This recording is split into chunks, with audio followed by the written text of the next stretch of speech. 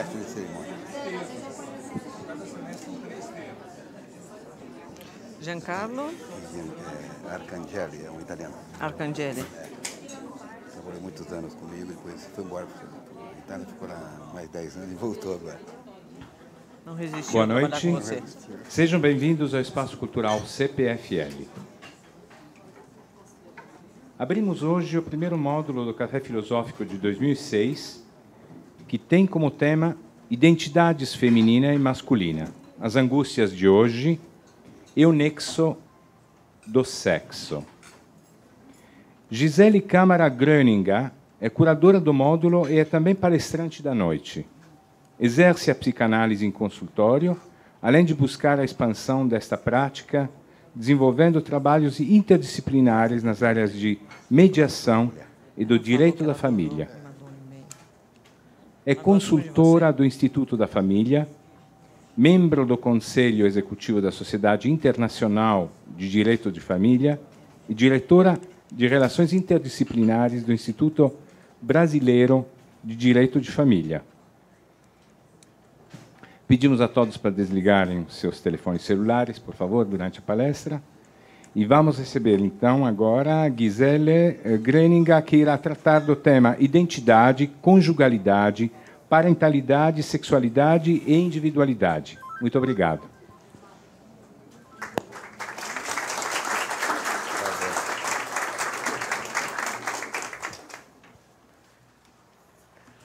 Boa noite a todos. É realmente uma honra estar aqui no Espaço Cultural CPFL e eu agradeço imensamente o convite do Augusto Rodrigues e a calorosa apresentação e acolhida de vocês. O nosso tema desse módulo, é um tema realmente candente, né? Identidade feminina e masculina, as angústias de hoje. E o nexo do sexo? E são questões essas que tocam a todos nós. Né? Essas angústias estão sempre presentes desde que o homem se conhece como homem, desde que o mundo é mundo. Né? Então, quem sou, para onde vou, da onde eu venho, né? Essas são todas angústias que tocam diretamente as identidades femininas e a masculina. Né? Hoje, então, o tema vai ser identidade, conjugalidade, parentalidade, sexualidade e a nossa individualidade. Né? Nesse módulo, nós vamos também trazer, na semana que vem, o professor Cláudio Cohen, que vai falar a respeito da ética nos relacionamentos. E se Édipo tem algo a ver com isso? Obviamente tem, né? Depois disso, o professor Cláudio Cohen, ele trabalha muito a questão da ética nos relacionamentos, na família, vai falar um pouquinho sobre as questões do incesto e a ética nas relações familiares, como também elas se espraiam para as relações profissionais. Após isso, nós vamos ter o psicanalista Leopoldo Nozek, que vai falar sobre o sentido da sexualidade, né? Então, ele vai buscar, através da moldura da sexualidade feminina e masculina e dos sentimentos que são despertados pela nossa sexualidade nos relacionamentos, né? Então, ele vai dar esta moldura do sentido que traz para os nossos sentimentos a nossa sexualidade dentro do tema da identidade feminina e masculina. E, finalmente, nós vamos ter, então, no dia 31, a filósofa professora Márcia Tiburi, que vai falar sobre a histeria ou a indiferença entre os sexos, né? Então, ela vai tratar das questões atuais a partir do vértice da filosofia, né? Dessas questões da identidade, o quanto a identidade hoje sexual importa para os nossos relacionamentos, né? Então, essas angústias de quem sou, de onde venho, para onde vou, são questionamentos que tocam diretamente a nossa identidade feminina e masculina. Né? As mulheres e os homens são agentes passivos e ativos das modificações sociais ao longo da história. Né?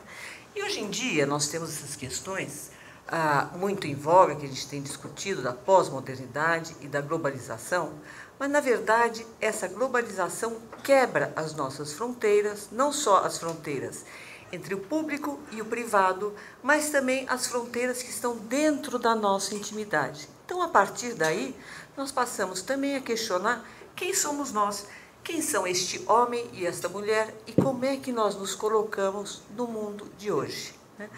O que significa exercer a função materna, o que significa exercer a função paterna, o que significa ser homem, o que significa ser mulher e o que significa, sobretudo, e esse é um ponto central para a gente estar conversando, o que significa, sobretudo, ser humano, né?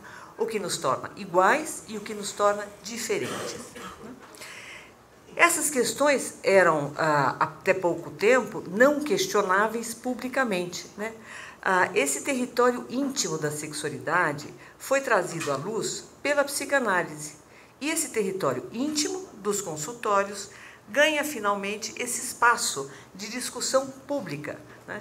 E das revoluções também que têm se dado ao longo da história através destas discussões do que é ser homem, do que é ser mulher e, ao fim e a cabo, do que é ser um ser humano.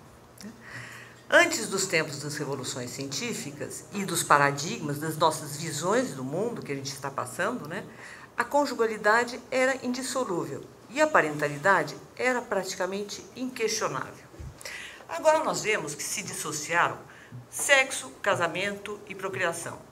E os relacionamentos e a biologia não estão mais unidos para todo o sempre. E é certo que isso traz para a gente muitas questões e também muitas confusões e muitas angústias, né? Então, se a gente puder definir hoje as angústias mais atuais, elas têm a ver justamente com esse exercício do ser humano via a sexualidade, via o que dá um sentido aos nossos relacionamentos. Nós não podemos esquecer que sentimento, né, é aquilo que dá um sentido a todas essas pulsões, a todos esses impulsos, a todas essas necessidades e desejos, né? Então, os nossos sentimentos são uma busca do sentido, de buscar um sentido para estas inquietações e para esses impulsos que todos nós temos, né? E de que forma nós nos relacionamos enquanto homens, enquanto mulheres, enquanto seres também um pouco, como a gente vai ver mais para frente, um pouco bissexuais, né? Ou ainda, a questão candente hoje é a questão da homossexualidade, né? Nós não podemos deixar de lado, nós falamos de identidade feminina, identidade masculina, mas e a identidade homossexual? Também é algo que deveria estar entrando na nossa discussão daqui para frente, né? Então, nessas mudanças todas que nós estamos assistindo, há um tempo atrás nós sabíamos bem o que era ser homem, o que era ser mulher, né? De forma rígida, é verdade, de forma um pouco escravizada, né? Mas isso tudo estava muito bem delimitado, né? Atualmente, nesses ditos tempos pós-modernos, né, entram outras formas de relacionamento. Então, a gente pode falar assim, utilizar até a linguagem da tecnologia, né, em que se fala em deletar, zapear, configurar, mesclar também os nossos relacionamentos. A nossa cultura atualmente é uma cultura de muita rapidez, né? E que traz muitos impulsos e muitos estímulos. E às vezes a gente passa também a fazer isso com os nossos relacionamentos, a gente vê isso claramente na juventude, né? Que é um mudar, né? Um experimentar positivo, mas um mudar muito rápido de um relacionamento para outro. E é tempo da gente questionar quais são os efeitos dessas mudanças tão rápidas, né? Se elas atendem necessidades mais da ordem da nossa animalidade ou se atendem necessidades mais da ordem da nossa humanidade, em que tudo isso nos agrega enquanto seres humanos, né? A tendência, o que a gente busca, né, é sermos felizes e melhores seres humanos, né? Então, a gente precisa parar, questionar um pouco, né, o quanto todas essas modificações estão mexendo conosco, o quanto elas estão agregando a nossa individualidade, a nossa constituição enquanto seres humanos, ou ainda o quanto estas modificações estão nos violentando enquanto seres humanos. Esse é o espaço, então, hoje, da nossa reflexão, né? Ainda é vigente para alguns o paradigma de ilusão, né, de que nós dominamos a natureza. Mas o que a gente observa é que muitas vezes a nossa natureza nos domina. Então nós vivemos nesse par dialético, né, de dominar a natureza, sermos dominados por ela, e nisso tudo nós vamos construindo a nossa humanidade, a nossa subjetividade, né? Bom, hoje em dia nós temos, como eu estava dizendo, muitas ameaças, né, ameaças da cultura, que trazem uma avalanche de informações, uma avalanche que nós nem conseguimos selecionar muitas vezes ou decodificar, né? Nós temos uma cultura muito midiática, né, onde o virtual passa quase que a ocupar o lugar do real e o lugar da experiência. Então nós temos a sociedade de espetáculo, a sociedade de consumo, né? Tudo isso traz um mal-estar muito grande, que passa também pelas crises de identidade. Nossas crises de identidade que, por sua vez, desembocam nas crises de identidade. Do que é ser homem, do que é ser mulher, do que é ser um ser sexuado e ainda, finalmente, do que é ser um ser humano. Essas perguntas, antes latentes na arena social, agora ganham o espaço manifesto, que é a oportunidade que nós vamos ter hoje de estar conversando aqui.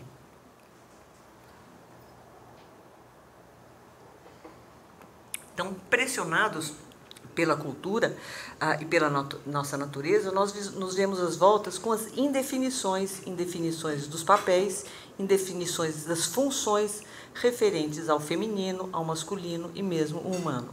Cada vez mais, na clínica psicanalítica, nós vemos estas questões emergirem, né? Sobretudo, devo dizer, da parte das mulheres, né? As mulheres estão questionando muito a sua própria identidade, porque elas estão passando por uma revolução, que a gente pode dizer que é a revolução que mais trouxe modificações nos costumes, que foi a revolução feminista, né? Então, as mulheres hoje em dia trazem essa angústia, mas ao mesmo tempo, em paralelo com o que as mulheres vêm trazendo desta angústia, também os homens vêm trazendo a angústia do que é ser homem, né? E ainda, como é que os homens podem se colocar hoje, né, no espaço social e no exercício de funções que antes eram exclusivas deles e que agora eles vêm quase que invadidos pelas mulheres, né, que estão exercendo agora no espaço público, né, não mais no espaço privado, mas estão exercendo o seu poder no espaço público. Poder é uma palavra que a gente tem uma certa alergia, né? O poder, como se o poder fosse ruim, né? Na verdade, a gente pode pensar, e trago aí o filósofo Michel Foucault, né, que analisou justamente essa microfísica do poder, como o poder se exerce, e ele é constante, e ele está presente em todas as relações, né? O poder, ele não é bom e não é ruim, né? Tudo depende da forma como a gente vai estar exercendo esse poder. Então, nós vemos nessas modificações do exercício das funções e dos papéis uma grande modificação na forma do exercício deste poder. Há um tempo atrás, as mulheres exerciam o poder, né, o poder mais do afeto, o poder dos sentimentos, né, e os homens exerciam o poder público, mesmo o poder da palavra, era muito mais da palavra pública, era muito mais masculino do que feminino. Os homens ficavam com a objetividade, as mulheres com a subjetividade. Nós tínhamos este tipo de divisão. Agora, essas formas de exercício de poder, por vezes também perversas, a gente deve estar recordando, né? Mas essas formas de exercício de poder estão se modificando. E nós aí temos uma grande angústia em função dessas modificações que estão ocorrendo. E não são pequenas. Se nós formos ver da metade do século passado, né? E agora a gente já se acostumou a falar século passado, né? Às vezes a gente fala assim, não, peraí, já é o século passado, né? Se nós formos ver as modificações que foram ocorrendo a partir da década de 50, né? Nunca na história da humanidade ocorreram modificações tão rápidas. E a questão é, ainda somos os mesmos e que nem diz a música, vivemos como os nossos pais, né? Então, a constituição do ser humano continua praticamente a mesma, né? Mas a gente tem que se adaptar a todas essas modificações neste choque, né? Entre a nossa identidade, entre a nossa individualidade, que nós buscamos preservar, né? E todas essas modificações e avalanches de invasões mesmo, que a gente pode dizer, do espaço público no que seria mais privado. Então, vem a psicanálise como uma trincheira do indivíduo, uma trincheira do indivíduo frente a todas essas violências que acontecem em relação à nossa subjetividade.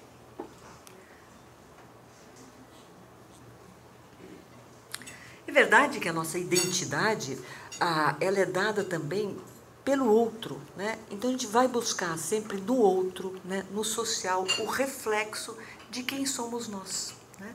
A gente vai se olhar, é no olhar do outro. Eu estou aqui olhando vocês, buscando o reflexo daquilo que eu estou falando.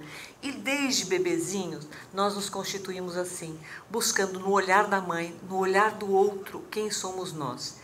É verdade que o espelho social muitas vezes nos dá uma imagem distorcida desse quem somos nós, né? E aí a gente tenta, né, se colocar, buscar dentro da gente e nos nossos pares, né, quem somos nós, quem são os semelhantes.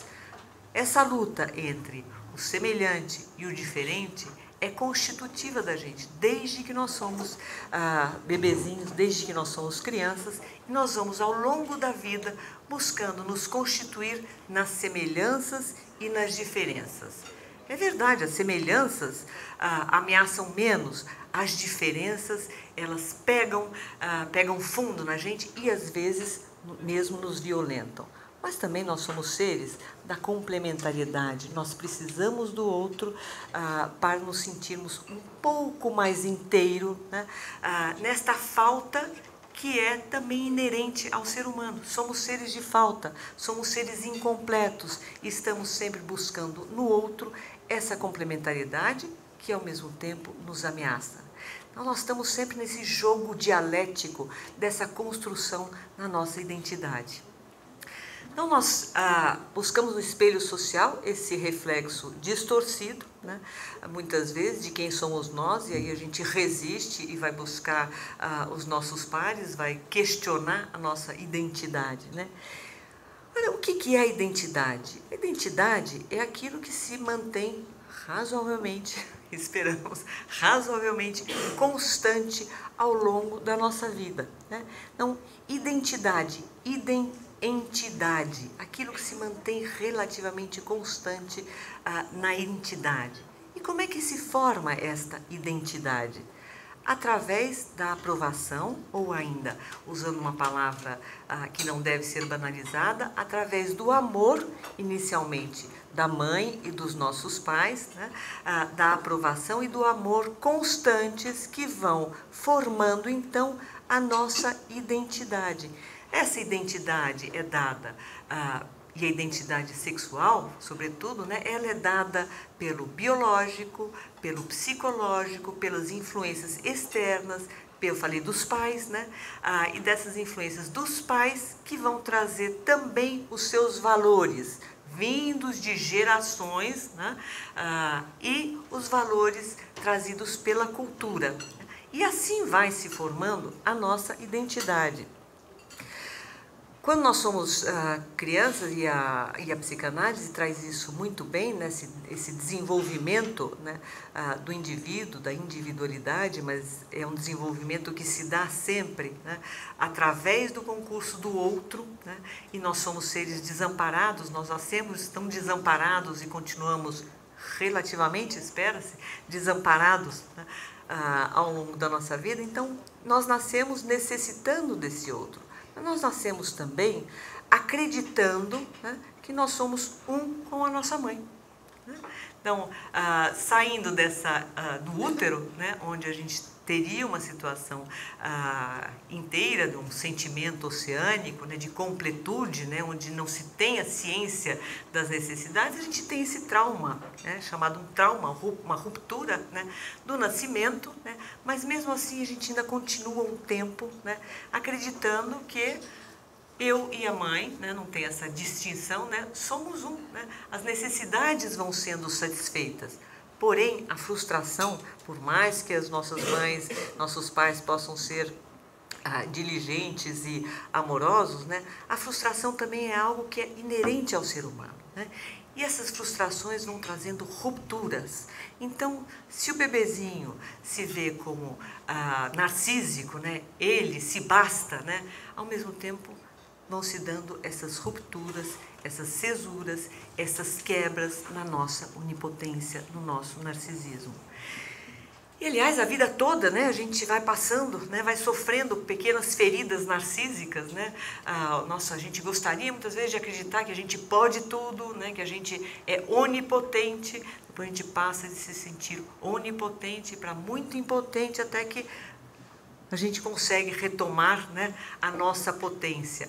Esse é um movimento que é constante no nosso desenvolvimento e é lógico, né, que no início da vida esse movimento é muito mais amplo, né? Depois a gente vai fazendo esse movimento ao longo da vida e vai formando com isso a nossa identidade, né, que vai se dando entre fantasia, entre os nossos desejos, na nossa busca do prazer e depois a imposição da realidade que vai nos mostrar que nós precisamos do outro, que nós não somos seres completos e que nós somos seres de falta. A história, vamos pegar um pouco a história, a nossa identidade, na verdade, é uma identidade sexual, é uma identidade que a gente pode chamar de biopsicossocial, né?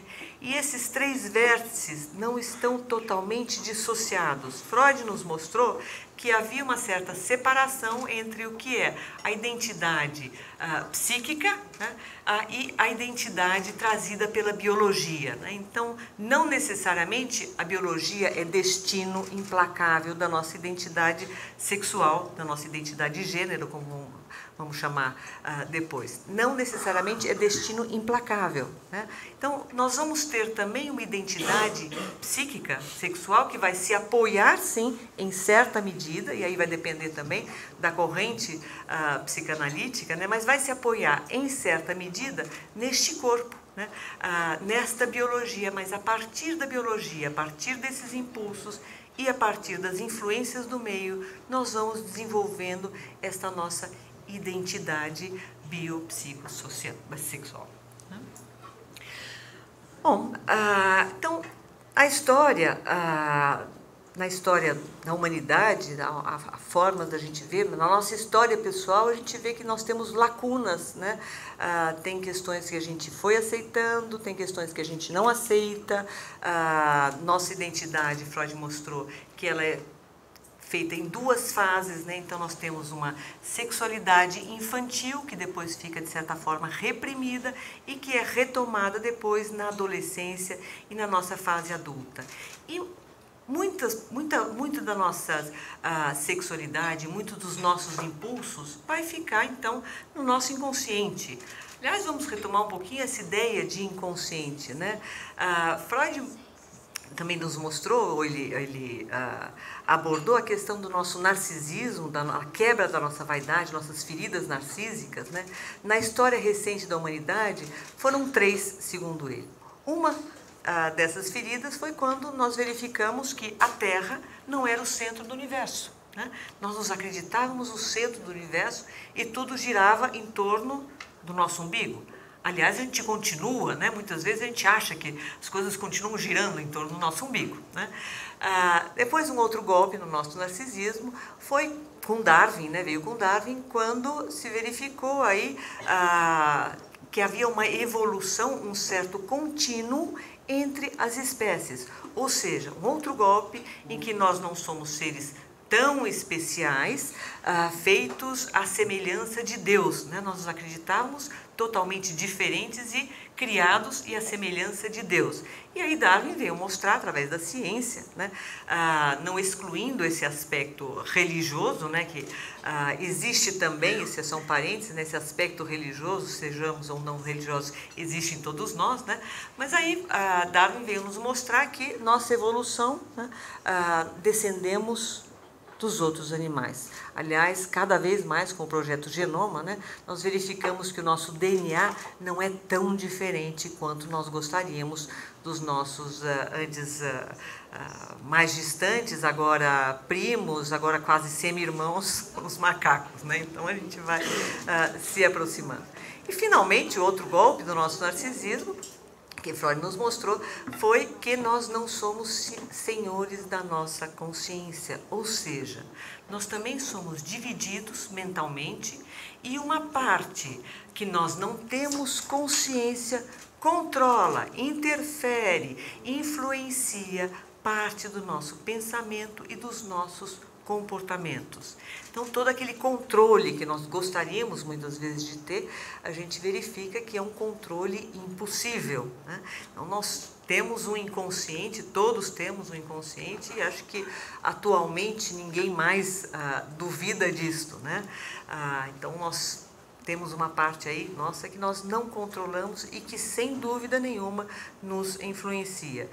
Freud foi tomando ou inferindo este inconsciente, porque o inconsciente a gente não pega, né? A gente, né? Essa é uma inferência, né? Então ele foi inferindo esse inconsciente, a existência desse inconsciente, através dos atos falhos, dos sonhos, né? E também da nossa sexualidade. Então, voltando, eu disse que a sexualidade da gente era bifásica, né? E uma parte dessa sexualidade infantil fica realmente reprimida, né?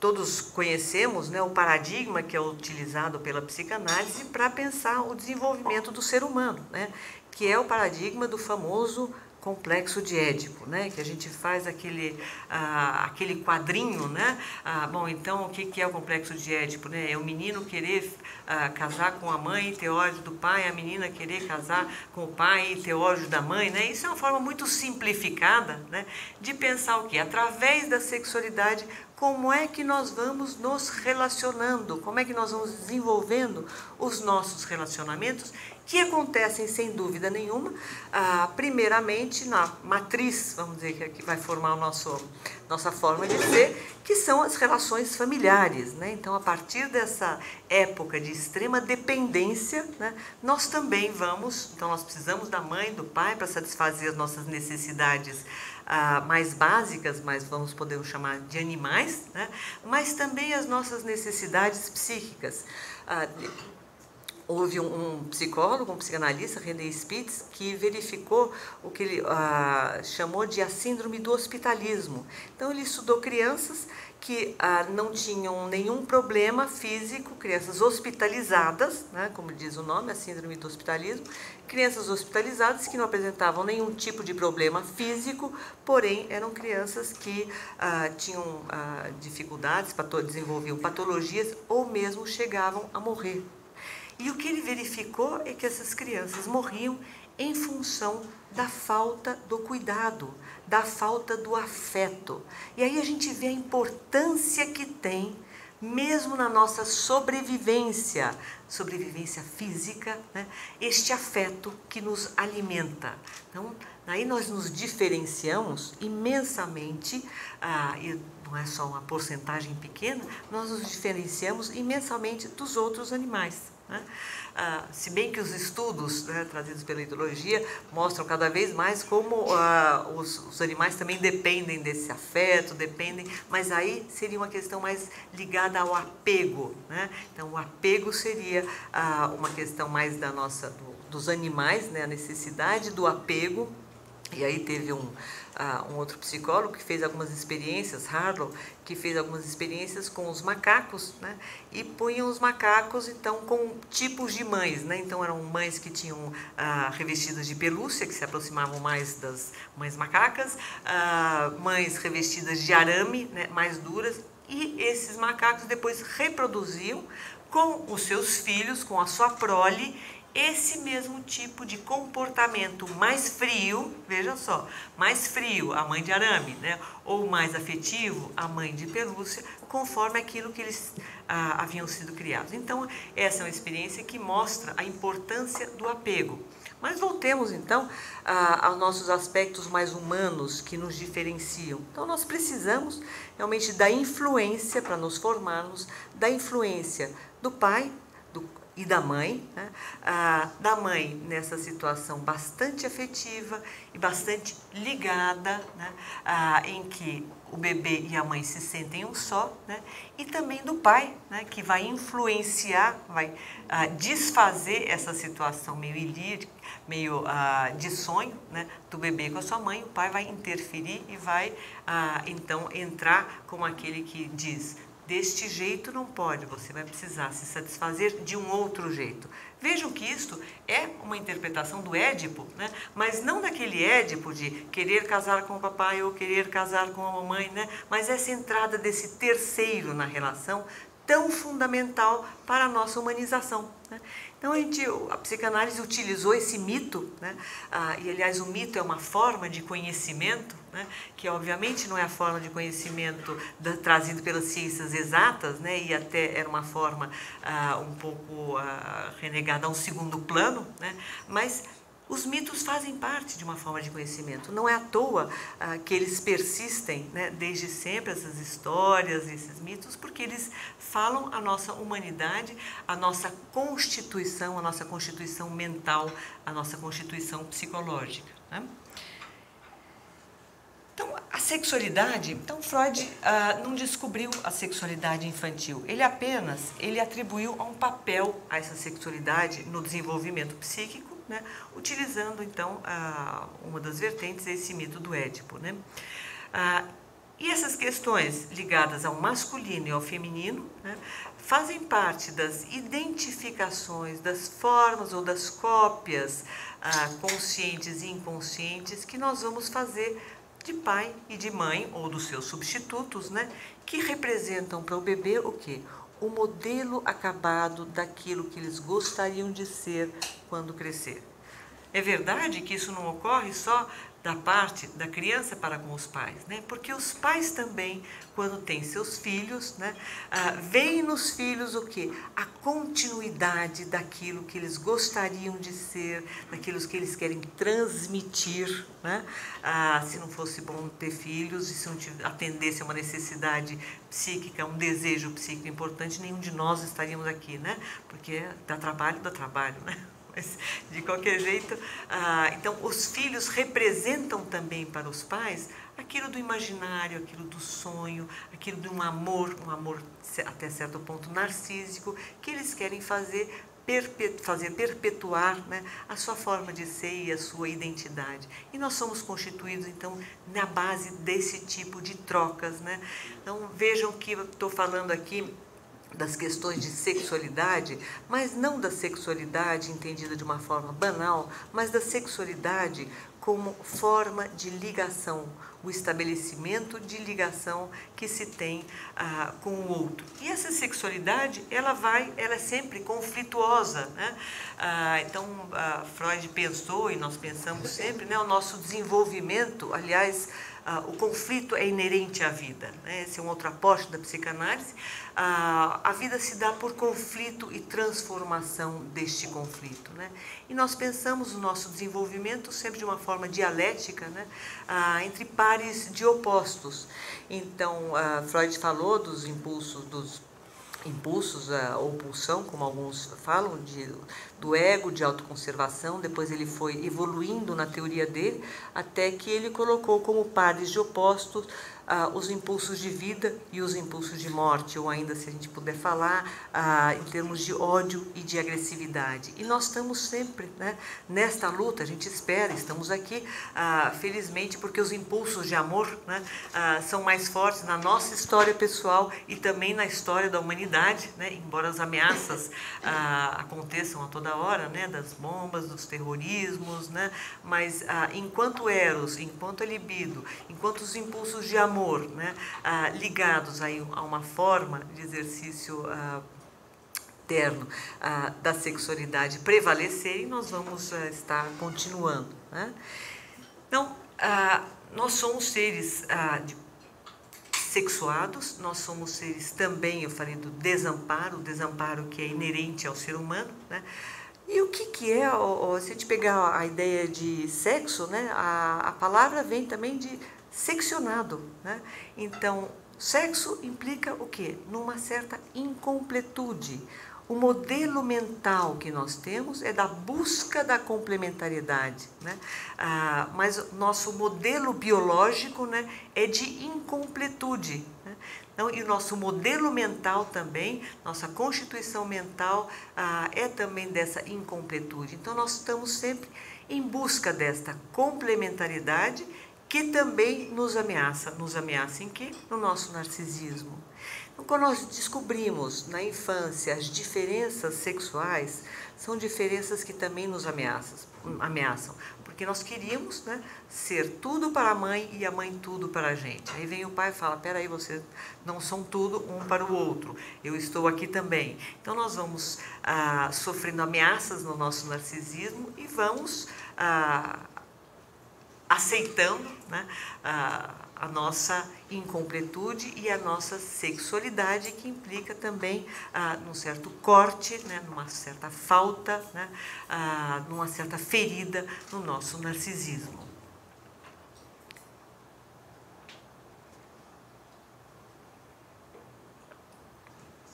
Bom, então, essa identidade, ela vai se construindo, a identidade sexual e a nossa identidade, entidade, né, aquilo que se mantém relativamente constante, vai se construindo através das ligações afetivas que nós vamos estabelecendo com os pais ou com os seus substitutos. Essas ligações afetivas, e isso é uma outra coisa que eu acho interessante a gente apontar, a gente fala sempre do afeto, né? A gente tende a ver o afeto sempre como algo positivo, né? Na verdade, o afeto é tanto o positivo quanto o negativo, né? Então, tanto o impulso de vida quanto o impulso de morte, tanto o amor quanto o ódio. Nossos afetos, aquilo que nos afeta, aquilo que dá um sentido aos nossos relacionamentos, é composto, né, tanto de amor quanto de ódio. E nós vamos oscilando neste balanceamento de amor e de ódio nas nossas relações, e daí a importância da família, a importância das relações familiares para estar o quê? Permitindo, né, que as crianças, que os filhos, né, possam viver esses afetos com uma certa segurança. Depois, conforme a gente vai se desenvolvendo, né, a gente vai aprendendo a balizar um pouco mais o amor e o ódio, né, nós vamos modificando a qualidade e a expressão desses afetos, nós vamos transformando os fins desses afetos, ou ainda a palavra que é utilizada, nós vamos sublimando os nossos impulsos, né, e vamos desenvolvendo produções culturais, né, vamos nos manifestando de uma forma culturalmente aceita. Mas todo esse desenvolvimento na infância é muito importante.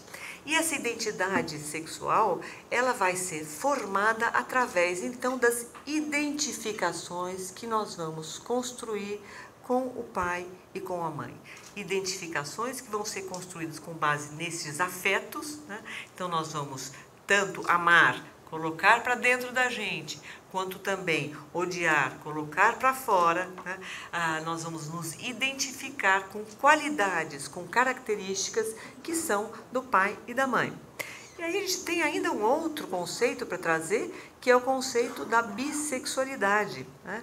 Lembra que eu falei que a nossa sexualidade, ela se apoia em certa medida no biológico, mas psicologicamente todos nós temos um potencial, né, tanto masculino quanto feminino. No nosso desenvolvimento, nós nos identificamos tanto com o pai quanto com a mãe. Eu falo pai e mãe, mas podem ser substitutos, lógico, né?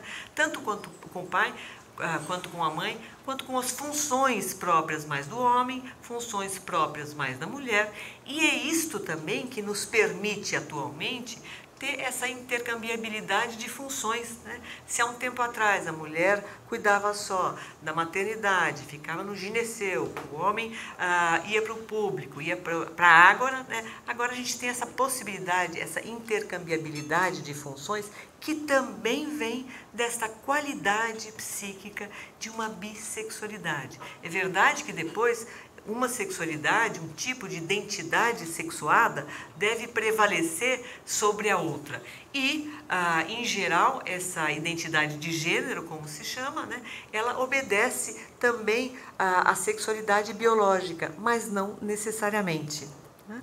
Mas, então, é toda uma construção da identidade sexual, que é uma construção biopsicossocial, né? Então, esta bissexualidade, ou ambissexualidade, como o Donald Meltzer prefere chamar, porque a bissexualidade teria uma certa conotação negativa, então a gente vai inventando, as palavras vão ficando cheias, prenhes de preconceito, né? Então, às vezes, ou vão ficando muito saturadas, né? Então, a gente vai inventando novas palavras, né? Para tirar toda essa saturação negativa, né? Dos preconceitos que a gente vai construindo em cima dos conceitos. Né? Então, a gente tem conceitos, preconceitos, depois a gente vai criando novas palavras para não saturar as palavras antigas, né? Bom, então, nós todos temos esse potencial de bissexualidade ou ambissexualidade, né? Que é também, gente, o que nos permite nos identificarmos e entender um pouco o outro, que senão nós teríamos um verdadeiro abismo, né? Em relação ao homem e mulher, e aí teríamos uma efetiva e total, geral, confusão de línguas, né? Entre um e outro. Então, isso nos dá um potencial importante, né? Como eu falei, todos nós temos essa ambivalência, o que Freud chamou de ambivalência afetiva originária, né? Que seria essa potencialidade aí de amor e de ódio, né? De preferência mais o amor, em relação aos progenitores, ao pai e à mãe e às pessoas todas. E nós vivemos, né, passamos a vida, né, com os nossos amores, com as nossas raivas, né, e vivendo esses afetos aí não mais só dentro da família, mas aí a gente vai passando para o espaço social, né, e depois nós construímos as nossas próprias famílias de acordo com aquele modelo que nós recebemos na nossa família de origem. E procuramos até criar um modelo diferente, um modelo novo, né, muitas vezes nós conseguimos, e com as pressões sociais que fazem com que a gente adapte aquilo que a gente recebeu e o que faz parte da nossa identidade, né, a gente adapte isso ao social. Não é pouco esforço que a gente tem na vida, né? Então, que a gente vê que essa identidade, a identidade e a sexualidade são conquistas para toda a vida, né?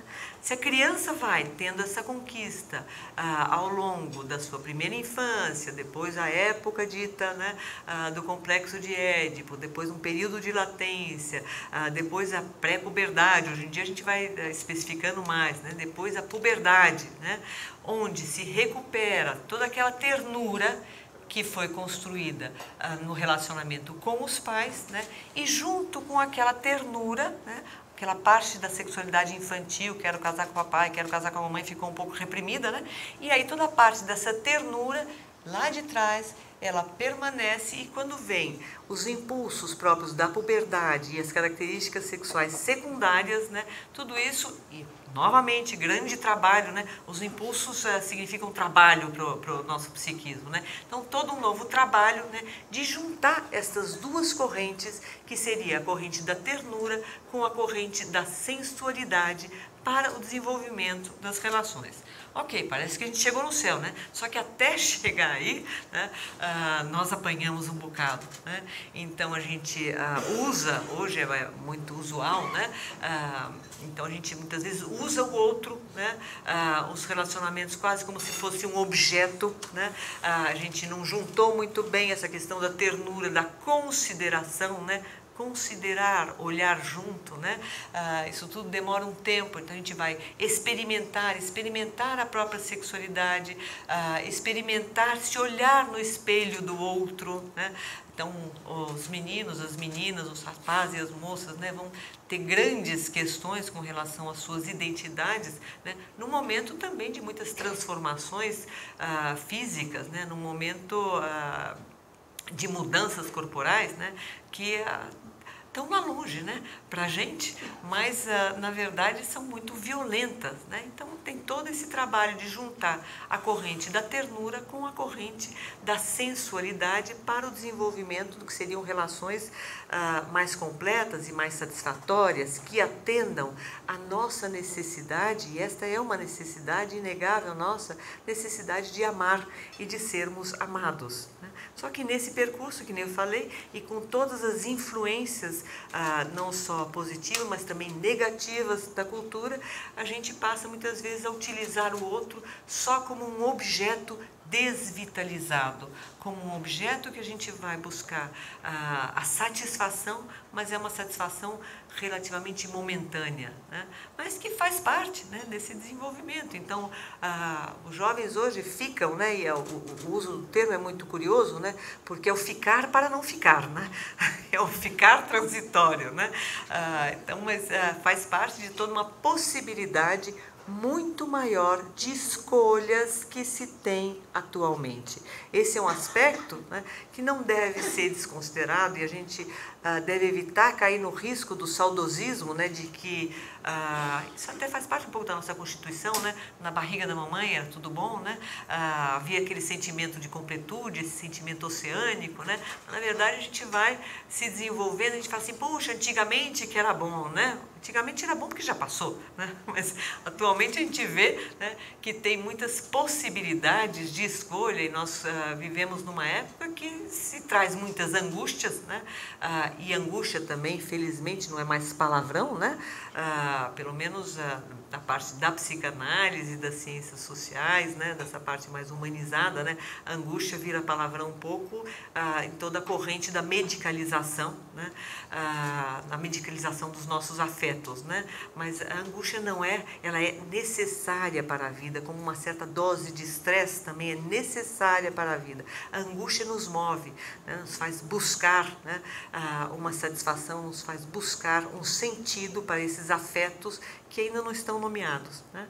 Então, os adolescentes modificam as relações e experimentam, né? Mas isso não ficou só lá nos adolescentes, né?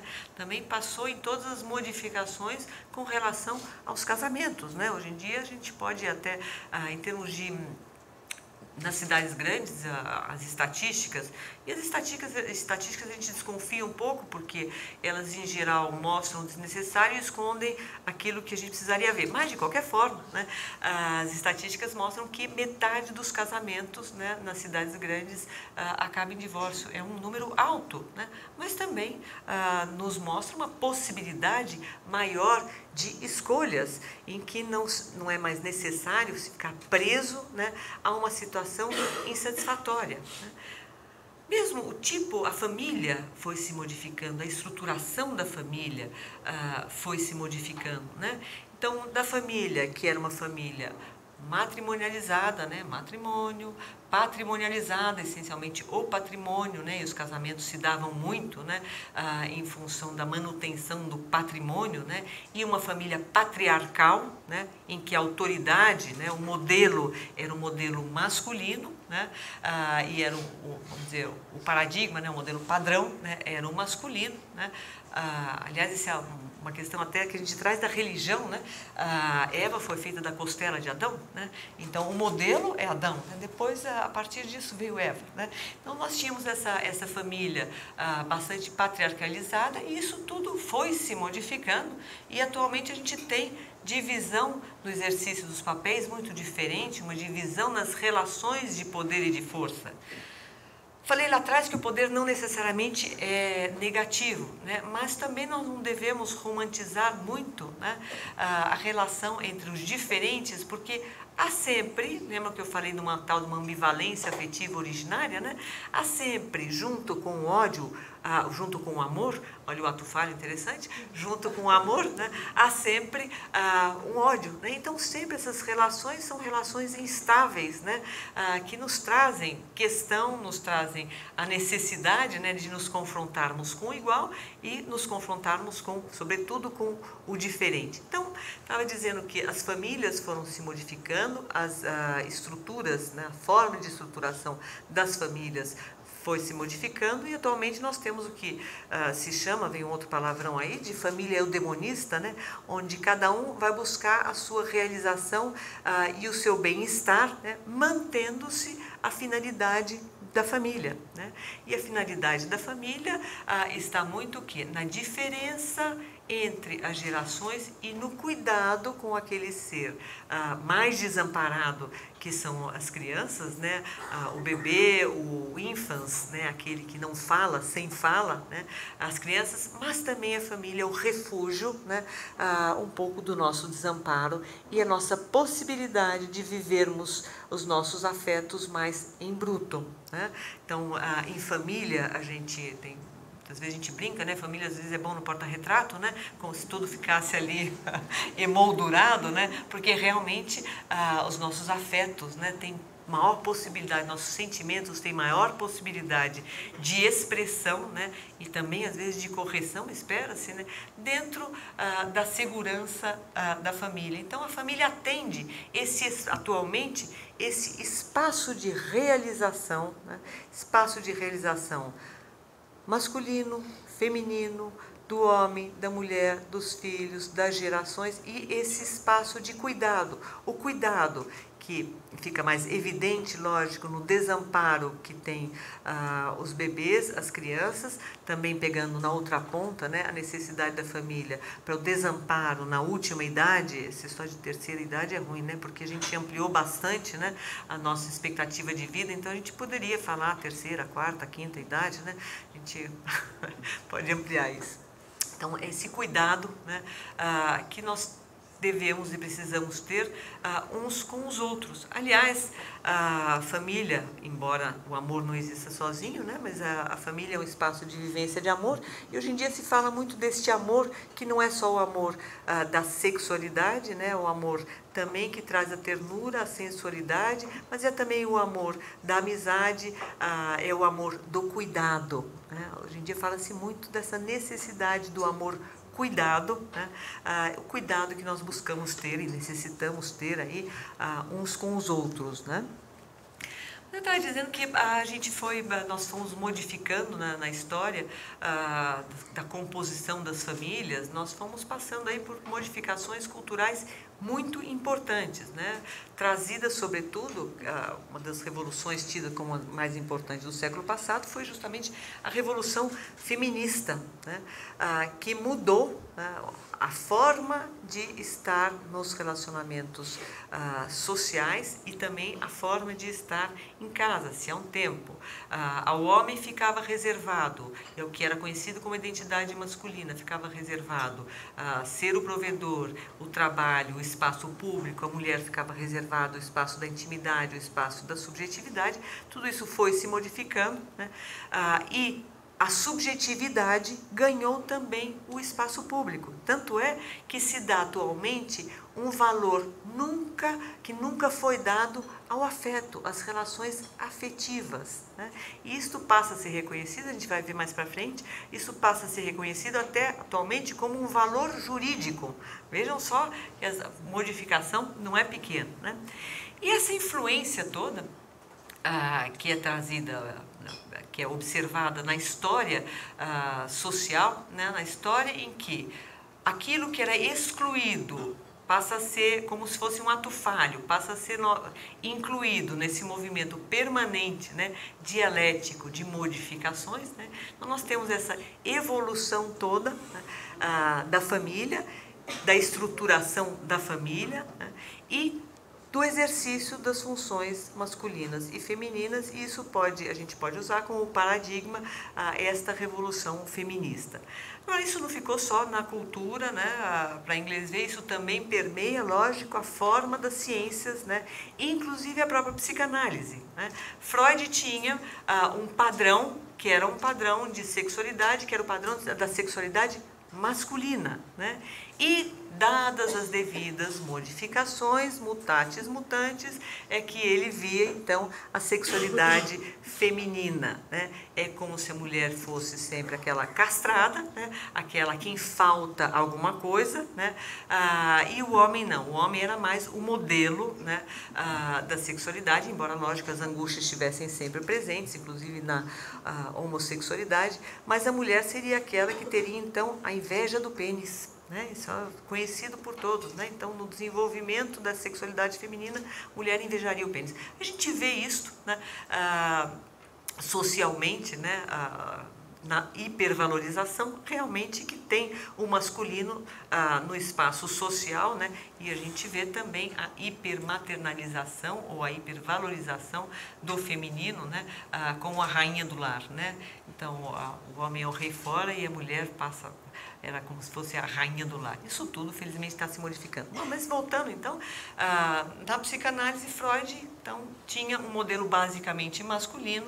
Depois disso, mas a questão da identidade feminina, da sexualidade feminina, né, que ele chamou até de um continente negro, né, e a pergunta depois que trouxe Freud e Lacan, né, é o que quer uma mulher, o que é ser uma mulher, ou ainda a mulher não existe, né, ou ainda a mulher é o sintoma do homem, são todas frases chavões que vão mostrando, né, uma forma de pensar. E vieram, lógico, aí algumas mulheres, não só, mas algumas mulheres, sobretudo Melanie Klein, né, que passou a estudar, então, o desenvolvimento dessa sexualidade ou dessa identidade sexual a partir de uma visão mais trazida por uma mulher, né? Então, ela foi lá para trás, né, no desenvolvimento. Dizem que Freud descobriu a criança no adulto e Melanie Klein descobriu o bebê na criança, né? Então, Melanie Klein foi lá para trás, né, e verificou, então, que a relação, Freud já havia dito isso, né, mas a relação mais importante é a relação primordial, nesse sentido, né, de gênese, né, é a relação do bebê com a mãe, e que, né, há também uma inveja muito grande em relação à possibilidade da mulher criar, a possibilidade da procriação, né? Nós somos fábrica de gente, né? Então, e isso realmente traz um poder, né, muito grande à mulher, um poder, né, que muitas vezes os homens, então, reativamente, né, buscavam diminuir esta mulher face ao poder tão grande que elas têm, né? E a gente vê o poder que as mães têm, né? E, esse é um poder que às vezes bem exercido, às vezes mal exercido, às vezes exercido através da culpabilização, mas essa é uma outra conversa, né? Mas realmente a Melanie Klein trouxe, então, uma outra visão, né, de como é que se constitui essa sexualidade, sobretudo a sexualidade da mulher. Então, tanto para Freud quanto Melanie Klein, a gente vê que o menino e a menina se identificam, ou seja, eles amam e colocam dentro de si, como se fosse esse modelo, né, características tanto do homem quanto da mulher. E vão, nesse interjogo com pai, com mãe, com homem, com mulher, vão desenvolvendo sua identidade sexual e vão se humanizando, né? Então, vão desenvolvendo todo esse aparato psíquico, né, que nos permite toda essa capacidade de subjetividade, de sublimação e, espera-se, né, de empatia uns com os outros, né?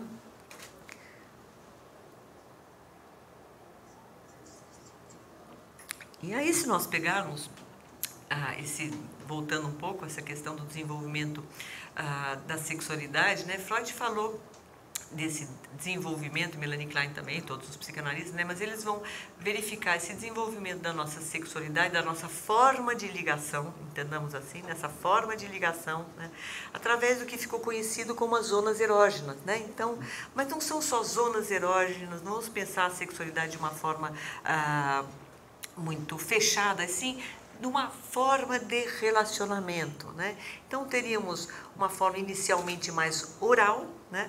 Mais da fome, né? Mais própria da fome. O bebezinho interpretaria, é como se fosse uma interpretação do mundo, né? Através da oralidade, né? Da necessidade, né? Depois há uma interpretação do mundo em termos de ativo, passivo, que seria mais próprio que ele chamou da zona anal, né? Do domínio, do exercício do poder, do controle, do descontrole, da impulsividade, né? Depois nós passaríamos para um desenvolvimento que seria o desenvolvimento fálico, né? Onde aí a criança se acredita dona de tudo e que pode tudo, onipotente, né? Aí depois isso é quebrado pelo narcisismo, novamente a gente tem que se haver com as diferenças, com a nossa incompletude. Se a gente pensar na adolescência, o adolescente pode tudo mesmo, né? Muitas vezes ele acredita que pode tudo mesmo, até que precisam os limites, né, da família e os limites sociais, né, para barrar essa onipotência, e depois a gente chega então no que é o desenvolvimento dado da zona genital, né? Então vejam como Freud foi vendo, aí ele tomou de Carl Abraham, né, no desenvolvimento das fases da libido, né? A gente vai investindo no nosso corpo, mas não é só investir no nosso corpo como sexualidade só, são formas de relacionamento, formas que a gente vai se relacionar com o outro nesse sutil interjogo dos impulsos, né? Dos impulsos de vida, impulsos de morte, de libido e de agressividade, ou ainda dando um outro nome, né? Que Freud pegou é a paixão por Freud, que Freud pegou da mitologia, né? De Eros e Thanatos, né? Então, nós temos, na história do indivíduo, nós temos todas essas questões. E na história recente da humanidade, como eu estava falando, as revoluções que a gente passou, está passando, não são pequenas, então nós temos mudanças grandes de paradigma, né, que são... Tivemos inicialmente aí que o Edgar Morin, que é um filósofo, chamou do paradigma da disjunção, né? Ou ainda hoje em dia se fala muito do erro de Descartes, né? Ou então da forma cartesiana, né?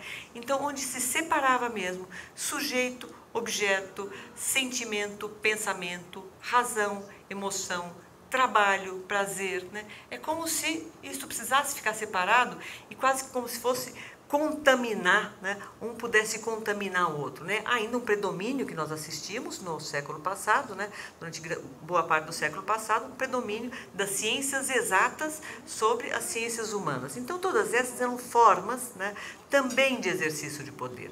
E atualmente o que a gente vai assistindo cada vez mais é uma mudança de paradigma no sentido de uma integração, né? Então não mais de uma disjunção e de uma integração, e que nos vai trazendo a possibilidade de viver as diferenças, mas viver as diferenças de um outro jeito, integrando as diferenças. Então, se nós temos questões hoje, são questões justamente dessa integração das diferenças.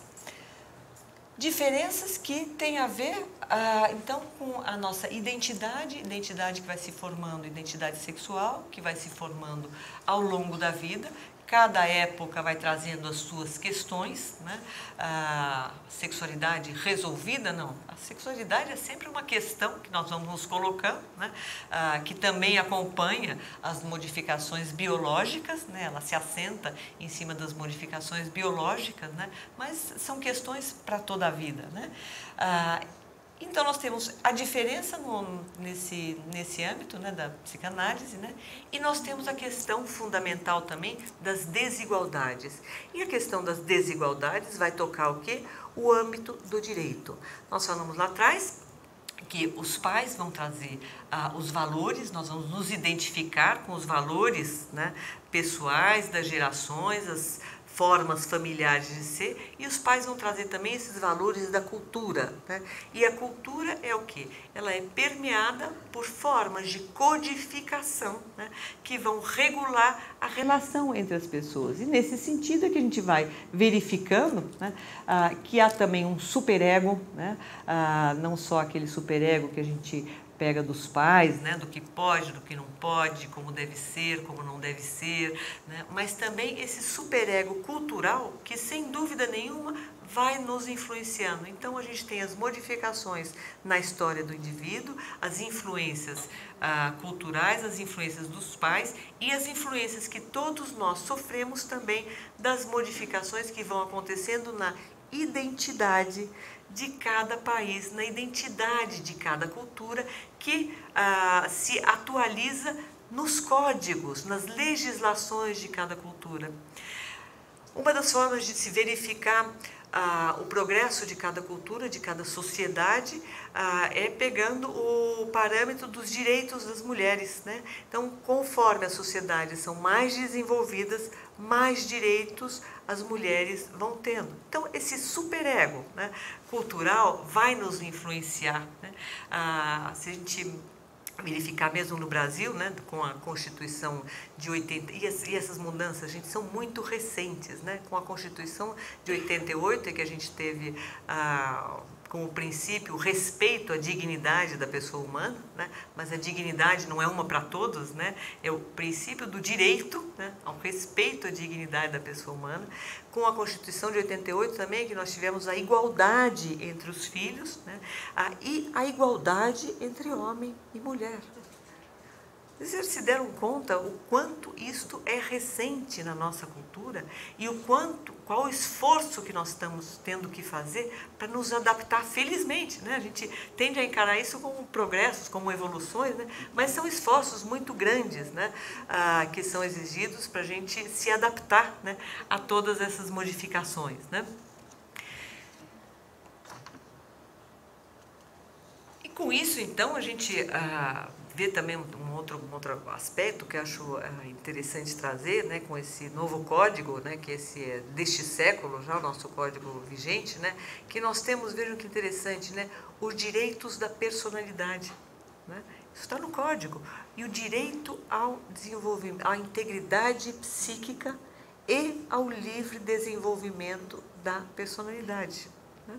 Vejam que evolução que nós estamos passando, né, passando nas nossas individualidades, nas nossas identidades, nas nossas famílias e na organização, né, da estrutura da nossa sociedade, né? Então, são todos movimentos que vão acontecendo em paralelo, não sem sofrimento, né? Não sem dor, não sem grandes reivindicações, né? Reivindicações que foram trazidas, sobretudo, pelas mulheres, né? Mas que hoje em dia tem uma outra voz nessas reivindicações, que é a voz dos homossexuais, né? Então, as minorias, aquilo que ficava excluído, aquilo que ficava como ato falho da história, né, vão emergindo, né? Aquilo que ficou reprimido retorna com igual ou maior força, né? E vão aparecendo essas reivindicações que nada mais são, acredito eu, que reivindicações do nosso direito a ser humano, né? Ser humano e escolher, né, nossa possibilidade de estar no mundo, né, de acordo com a nossa criação, a nossa orientação, né, cada um vai ter aí a sua orientação e vai ter a sua identidade masculina, feminina, homossexual, formada de acordo com a sua história pessoal, mas que, sobretudo, né, implica no respeito à diferença e na necessidade da igualdade.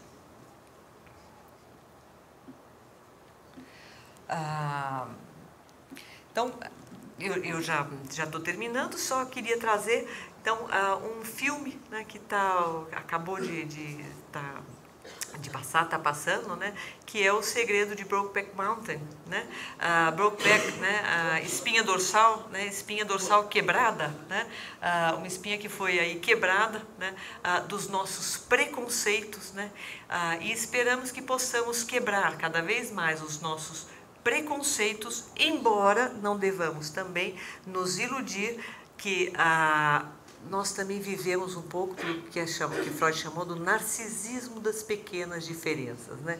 Então, nós, às vezes, nos aferramos às pequenas diferenças, né, como uma forma de colocar no outro aquilo que a gente não aceita em nós. Mas quanto mais socialmente nós possamos ter a possibilidade do exercício da liberdade, sendo a liberdade não só a liberdade como aquilo que começa, que vai até onde começa a liberdade do outro, mas sim a liberdade que começa justamente aonde começa a liberdade do outro. É uma visão otimista? É uma visão otimista, mas também eu acho que é uma visão necessária nos tempos atuais, em que nós corremos o risco, às vezes, de ficar um pouco pasteurizados pelo ódio às diferenças. Era isso que eu queria falar. Obrigada.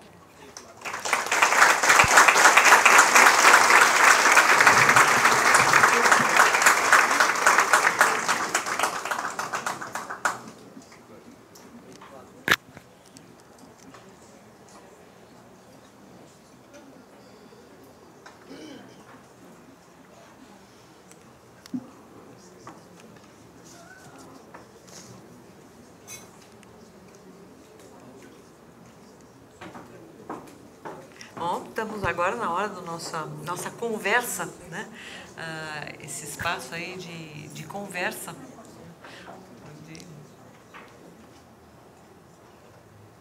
Boa noite, professora. Quero agradecer a palestra. Muito obrigada. E, na verdade, eu quero mais compartilhar uma coisa que aconteceu essa semana, e eu não sei muito bem como dar sentido, dar significado a isso, mas tem a ver com o nosso tema, né? Essa é uma época muito festiva nos ambientes universitários, porque os bichos, os calouros, estão chegando, né, para as universidades. Então, tem vários rituais que precisam ser lá vividos, né? E nessa semana eu me deparei com um ritual novo. Assim, não é, o gesto é antigo, mas a nomenclatura que é nova, eu me assustei um pouco. Existe o ritual de fazer o apadrinhamento dos calouros, né? Os alunos vêm, e aí um aluno veterano dá o seu nome, dá o endereço e alguma convivência para conseguir colocar esse aluno no ambiente ali. Eu ouvi essa semana que tem um fenômeno que se chama casamento dos bichos. Não, é casamento dos veteranos para adotar os bichos. Então, as pessoas juntam veteranos, né? A universidade junta lá homens, meninos e meninas que vão fazer a adoção dessa pessoa que está entrando para a universidade, né? E eu fiquei curiosa, eu queria saber como era que funcionava esse tipo de coisa. Não, eles me disseram, não, a gente quase não se vê, é só para ter ainda o contato do padrinho, né? E pelo que eles foram me contando, me mostrando de exemplos, sinceramente, eu achei que parecia que estava adotando um bichinho, um animalzinho, uma coisinha que não tem sentido nenhum. O que a senhora acha? Como a gente pode atribuir significado a esse ritual de pessoas estranhas se conhecem, não tem relacionamento, só tem casamentos héteros, isso que eu achei interessante também, não tem padrinho gay, né? E essa é uma questão que remete, né, a algo que hoje em dia se fala muito e se discute muito, né, a questão da adoção por homossexuais, né? Esse é um tema muito candente, né? Agora, tomando a tua colocação, e agradeço você compartilhar conosco, né, essa experiência, né? A gente vê mesmo esse nome, né? Você falou que são rituais, né? E nós precisamos de rituais, né? Muitas vezes nossa cultura esquece a necessidade dos rituais, né? Das passagens que nós precisamos realmente marcar, né? Ao longo da nossa vida. Nossa cultura, às vezes, perdeu um pouco desses rituais, e esses rituais aparecem de uma forma distorcida, né? Que a entrada na universidade é um momento muito importante. Agora, veja, o chamar de bichos, né? É uma coisificação, né? Que a gente corre o risco aí, até de uma situação que pode ser perversa no sentido de modificar, né, a finalidade. Então, quando você fala dessa brincadeira, né, de um casal que vai adotar, né, que seria uma adoção para cuidados, espera-se, né, mas muitas vezes isso acaba sendo algo que é pervertido, essa finalidade. Então, ao invés desse calouro, né, ser cuidado e apadrinhado, né, ele pode ser maltratado. Eu não sei se é essa a experiência, ou a experiência pode ser positiva, né, de estar chamando, né, para o seio dessa nova instituição que a pessoa está entrando, né, como alguém que vai ser cuidado e vai ser afetivamente adotado, né? Aliás, a adoção não acontece só na situação de adoção formal, né? Mas a gente, na família mesmo, né, verifica que precisamos ser adotados, né? Os pais precisam adotar os filhos aos pais, né? Isso ao longo da vida. Obrigada por compartilhar conosco essa experiência. Boa noite. Meu nome é Gláucia. Eu gostaria de perguntar o seguinte. Você falou da questão da mulher, da questão de gênero, né? Masculino e feminino. Você também falou do quanto a mulher tem lutado por um espaço maior. Eu acho que realmente hoje a gente até comemorou essa semana aí, né, o Dia Internacional da Mulher. E tem as minorias que vão lutando pelos seus espaços. Eu, particularmente, tenho uma preocupação. Tenho 2 filhos homens, né? E, às vezes, eu só fico perguntando o seguinte. Como estão os homens neste momento? Como você os vê? Né? Qual é a sua opinião? Porque, realmente, eu acho assim que a mulher, de alguma forma, hoje, ela conquistou um espaço de escolha, né, um espaço de decisão, enfim, vários espaços. Eu acho que tem as minorias aí, né, várias delas, que também estão conquistando. Os homens, eu acho que historicamente sempre tiveram, até pelo modelo patriarcal, os seus espaços garantidos, mas que hoje, o que está acontecendo, né? E aí eu olho para os meus filhos e falo assim, bom, como será, né? O que está acontecendo? Obrigada, Gláucia, por compartilhar também, né, essa experiência, né? Nós acabamos realmente de comemorar não a reivindicação, né, dos direitos da mulher, mas mais a comemoração, né, de tantos direitos que foram adquiridos com muita luta, muito sofrimento, né, e muitos questionamentos, traz muita angústia, né? A gente não pode esquecer que as mulheres hoje trazem uma angústia muito grande, né, com essa modificação de ter abandonado, né, e algumas delas acabaram abandonando mesmo, né, e desvalorizando, né, o espaço da família, o espaço da criação dos filhos, né, tudo isso, né, depois de muito tempo de uma submissão, né, parece que houve uma revolta mesmo, né, então começou lá com a Beth Friedan, que faleceu há pouco tempo, né, de queimar sutiãs, tudo isso, né, e a gente vai buscando, né, o nosso espaço. E você tem muita razão com relação aos homens. Os homens que antes não podiam viver as angústias como eles estão podendo viver atualmente as angústias, né?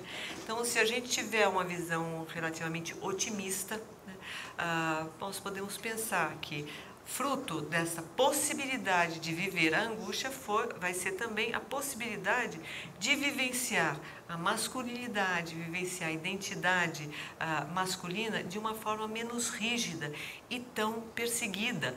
Haja visto tantos séculos, né, de machismo, né, e de o homem se sentir tão ameaçado pela mulher, né, e precisar subjugar mesmo a mulher, né, até porque talvez ele não tivesse esse espaço, essa possibilidade de viver a angústia, né. A gente fala hoje em dia de crise de autoridade, né, nós estamos passando mesmo por uma crise de autoridade grande, né, mas também pode ser uma possibilidade, uma forma de viver a autoridade de um jeito diferente, né? E não tão forçado, não tão na base do autoritarismo. O peso que os homens tinham, que eu falei lá atrás da família patriarcal, né? Antes era autoridade paterna, autoridade parental, atualmente a gente fala em poder familiar, vejam, poder familiar, quer dizer, não é mais o homem a cabeça do casal, né? Então eu acho que isso tudo também traz a possibilidade de dividir uma responsabilidade que pesava demais nos ombros do homem, nos ombros do que era o provedor, né? A possibilidade de também exercer o que era tido como função mais materna, né? Ou possibilidade das emoções. Há um tempo atrás o homem não chora, né? Não chorava, né? Não podia, né? Hoje em dia pode, né? E a gente vê cada vez mais um número muito grande de homens que reivindicam, por exemplo, no caso de separação, guarda dos filhos, né? A possibilidade, guarda também é um termo horrível, né? eles ficavam com guarda e o outro visita, né? Pai visitante, é horrível, mas isso tudo está modificando, por quê? Porque se verificou que, e os homens estão podendo ver, a fonte de gratificação e de realização que é o exercício da parentalidade, né? E que antes ficava só reservado à mulher. Então, eu acho que nem tudo são ganhos e nem tudo são perdas, né? Agora que, sem dúvida nenhuma, os homens estão começando também a poder trazer as suas angústias, né, para o espaço público, sem dúvida nenhuma isso está acontecendo, né? E Brokeback é também um filme que mostra isso, né? Como a angústia masculina está podendo ser colocada, né? Não só da questão da homossexualidade, mas das angústias masculinas.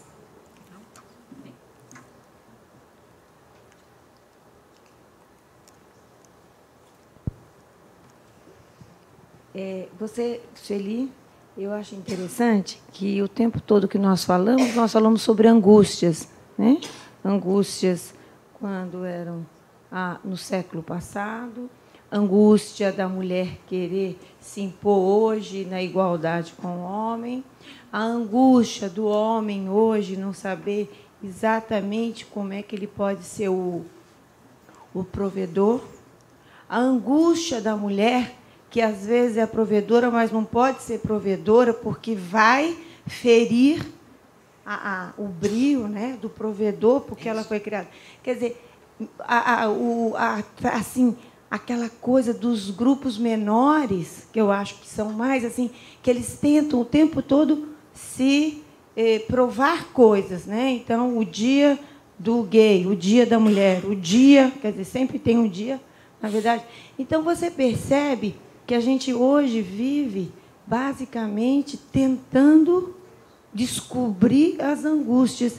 E que nada, me parece, assim, que as coisas vão mudando, a evolução, mas as angústias continuam. E que nada me parece muito claro. Porque, com toda essa mudança, essa revolução sexual, nada mudou. As pessoas continuam ainda. Era antigamente angústia sexual, porque não tinham essa liberdade. Aí hoje tem muita liberdade. Quer dizer, o que é que você percebe nesse movimento todo? É que nós não conseguimos chegar a um equilíbrio. Nós estamos procurando um equilíbrio, mas complicado, né? Angustiante. As angústias continuam. Sueli, né? Eu só posso concordar com você, né? A angústia faz parte do nosso ser humano, né? Dessa luta de forças, como produto dessa luta de forças, né? A gente tem angústia, né? Agora, eu acho preferível nós podemos compartilhar, né? E essa foi uma palavra que utilizada, né? Nós podemos compartilhar as nossas angústias, né? E nos sentirmos com uma capacidade de empatizar com o sofrimento do outro, né? Ao invés de ter angústias, nós podemos ter inibições ou sintomas, né? Aliás, é um texto do Freud, né, que fala inibição, sintoma e angústia, né? Então, acho que a angústia, esse afeto solto, né? Ok, vamos deixá-la aparecer e vamos encontrar um caminho, né, em que essa angústia possa se transformar, possa ter um sentido, né, se transformar num sentimento que nos traga mais realização. Né? Agora, humanos, por definição, uma certa angústia, né, nós vamos ter. Né? Mas vão mudando, né? Vão mudando as formas, né? E a gente espera que possamos desenvolver formas melhores, né? Mais sublimadas, né? Menos agressivas, né? Com mais palavras, né? A gente tem que também estar falando um pouco da questão da violência, né? A violência que permeia a nossa sociedade, a violência que é o que? A falta de palavra, né? Quando a gente consegue expressar os nossos medos, as nossas angústias, as nossas persecutoriedades, a gente está dando um passinho maior em termos da preservação da nossa cultura e civilização. Né? Quando o homem deixou de usar um machado para agredir o outro e passou a xingar, ainda bem, né?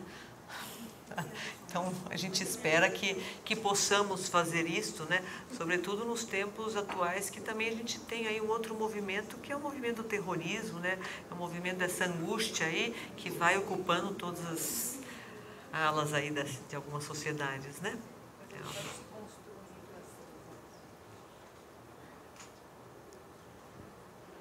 Meu nome é Herculano, e eu gostaria de colocar uma situação.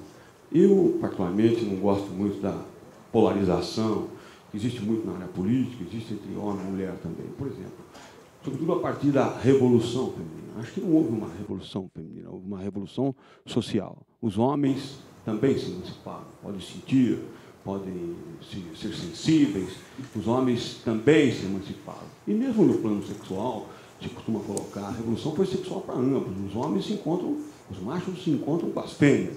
Se as fêmeas não se realizam ou não fazem sexo, os machos também não. Quer dizer, eu acho isso uma complementaridade, não existe essa dicotomia que querem politicamente, esse antagonismo terrível que existe na esquerda, na direita, nos fêmeas, nos machos. Eu discordo frontalmente disso, dessa visão facciosa. Mas eu queria dizer o seguinte, o homem era dominador porque era mais forte. Na natureza, isso era predominante. Então, não era um papel político, era um papel biológico, que foi politicamente sendo deteriorado. Ou melhor, foi evoluindo, até que chegamos aos nossos tempos, em que os homens, com essa revolução, também passaram a sentir, a ser sensíveis, né? Só que eu sinto que a discussão é mal dirigida, porque, de repente, as pessoas começaram a mudar seus costumes e começaram a negar também o seu sexo. Você fala muito de sexualidade e eu vejo as pessoas mudando de hábito, não vendo mudando de sexo. Houve uma mudança sexual, houve uma mudança de costumes. Então, as mulheres hoje podem ser sensíveis e nem por isso precisa ser macho, né? Eu acho que existe uma discussão muito mal dirigida, se chama de sexo e as pessoas mudam de hábito. Então, a sexualidade, mas não é bem a sexualidade que anda mudando. O que anda mudando é principalmente o costume. Eu posso ser machão hoje, ser macho autêntico e ser cabeleireiro, qual é o problema disso, não é mesmo? Então, não deixa de ser macho por isso. Mas parece que nós estamos de acordo. As fêmeas acordo. também podem ser provedoras, vão ao trabalho, ganham muito dinheiro, ganham até mais que os homens, e não deixam de ser fêmeas. Eu acho que existe um equívoco aí, depois começam a procurar pares contrários, existe uma confusão chamada sexual, e parece que não é bem sexual ainda, né? Acho que nós temos a oportunidade, e nós estamos de acordo, né, com essa polarização que é de um paradigma da disjunção, né, masculino, feminino, um de um lado, outro de outro, né, hoje em dia nós buscamos uma integração, né. Quando a gente fala dessa identidade sexual, né, a gente está falando, na verdade, das formas, das possibilidades do exercício do que é a nossa identidade de gênero, né? Que vai além, né, do macho-fêmea, né, mas do exercício da possibilidade e complementar e também intercambiável do exercício das funções, né? Então, se de um lado, e eu concordo com você, se de um lado a gente tem uma certa confusão, né, nós precisamos esclarecer esta confusão, né, para retomar as nossas diferenças, né? Que nem diziam os franceses, viva a diferença, né? E a proposta é de poder viver as diferenças sem pasteurizá-las e sem torná-las desigualdades. Por isso eu falei, as diferenças são uma coisa, né? As desigualdades que nós vivemos em termos sociais são outra. E aí é o campo do direito, né? Então, possível, que nem você falou também, o exercício da função materna, né, pelo homem, a função paterna pela mulher, ou ainda ser nutriente, ou ainda ser provedor, né? Isso representa uma possibilidade de escolhas muito maior que se tem hoje em dia, porque liberdade o que é? É a possibilidade de escolhas, né? Então nós temos escolhas, uma possibilidade de escolhas, porém isso nos traz, voltando, né? Traz o quê? Traz angústia, né? Então não está o caminho dado, né? Olha, é por aqui, é por ali, mas também pode ser por ali, né? E felizmente nós temos aqui a possibilidade de estar discutindo, né, conversando, né, para estar compartilhando essas nossas angústias e para que retomemos então o que é que nos mantém idem, né, idem na entidade, né? Como é que se constitui a nossa identidade? Então estamos de acordo.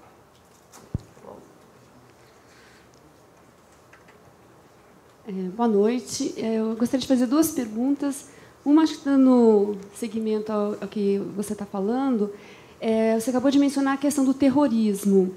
E eu sempre pensei assim, na questão de gênero por trás desse choque cultural Oriente-Ocidente.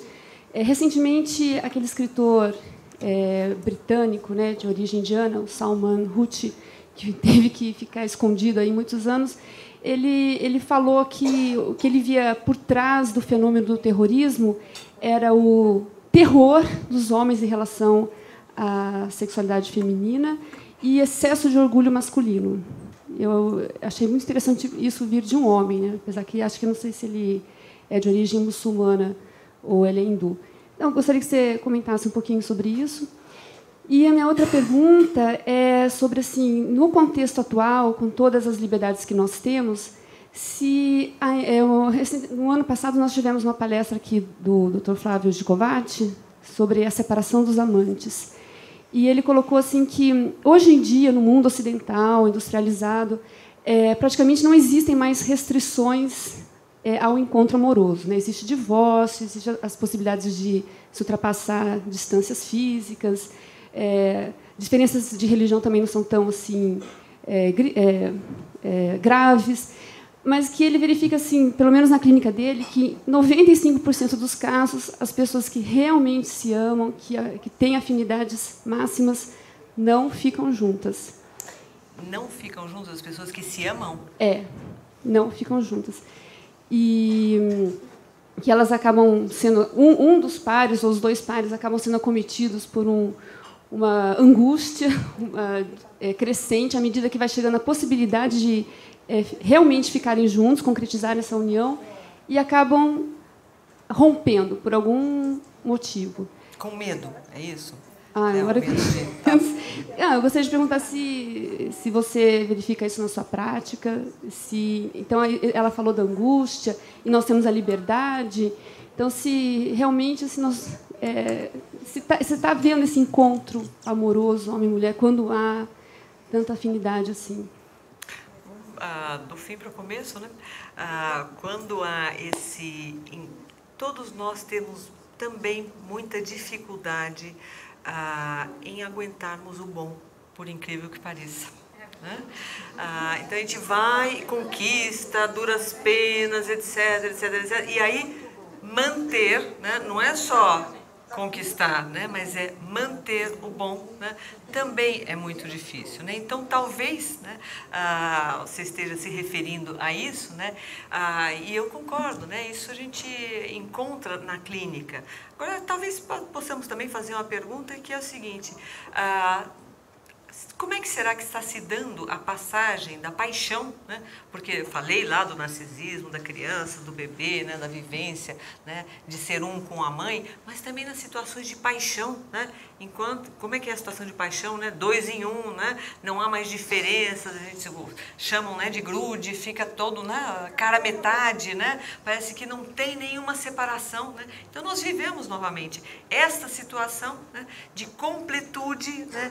E é muito bom se apaixonar, é uma capacidade de se apaixonar, só que depois da paixão vem o amor, né, que a gente espera, né, conservar algo da paixão, mas não o fogo da paixão, porque a gente não aguenta, né?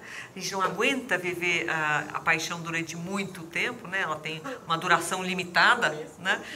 Tem uma duração limitada, mas se espera, né, que ela possa aí passar para o amor. Muitas vezes a gente não aguenta isto e a gente entra numa situação de consumismo, né, de coisificação, sempre buscando, né, esse tipo de estimulação, que é uma estimulação muito forte. Há casais, inclusive, que procuram viver artificialmente ou prolongar artificialmente a paixão, né, através das brigas, né? Porque depois da briga vem a reconciliação. Então são aquelas situações sempre muito fogosas, né? Mas nós não somos feitos deste material. Nós precisamos também um pouquinho de tranquilidade, né? Um pouquinho de amor, um pouquinho de cuidado, né?